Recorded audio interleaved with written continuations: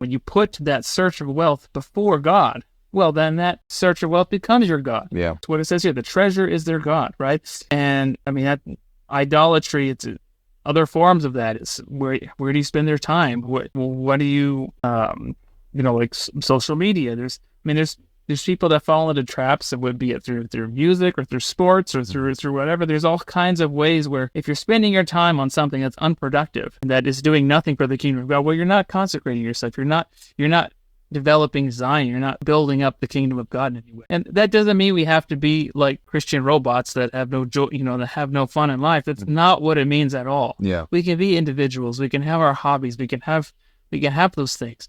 But it's all priorities and proper perspective. Well, it reminds me of that talk that Elder Packer gave several years ago, where he talks about the study of God, the study of the gospel will help us basically in every other study we have.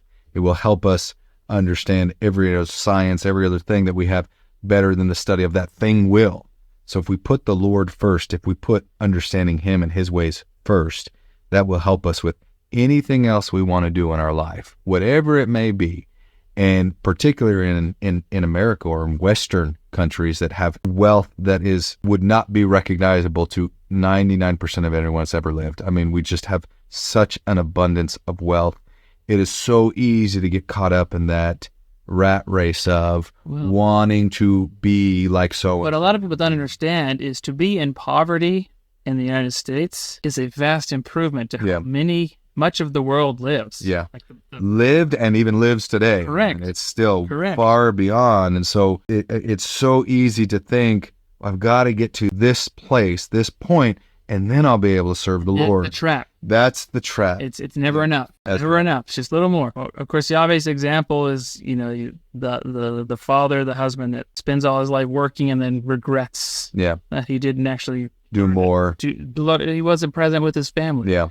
And that's one of the most visible manifestations of this. But one of the greatest tests is remaining true and faithful, putting the Lord first, and being a true servant through all of that. Not, hey, once I get to this point, then I'll truly be able to serve. It's like, no, I'm going to serve even when it's not convenient, even when it's not easy, and I'm going to be a good servant. I'm going to be a fruitful, righteous servant, regardless of what's going on around me.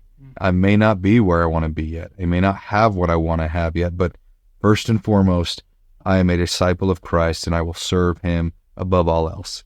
And if you do that, then all those other things will start to, come into place.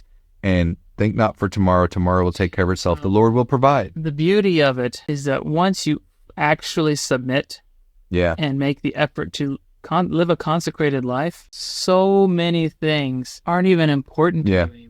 Dresses just fade away, man. Start to realize how vain, how shallow a lot of the things that were important to you before were.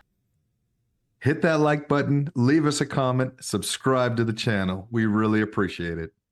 They may seem like little things, but liking, commenting, it helps the algorithm push our content out to more people. So it's our small way of sharing the gospel in a social media age.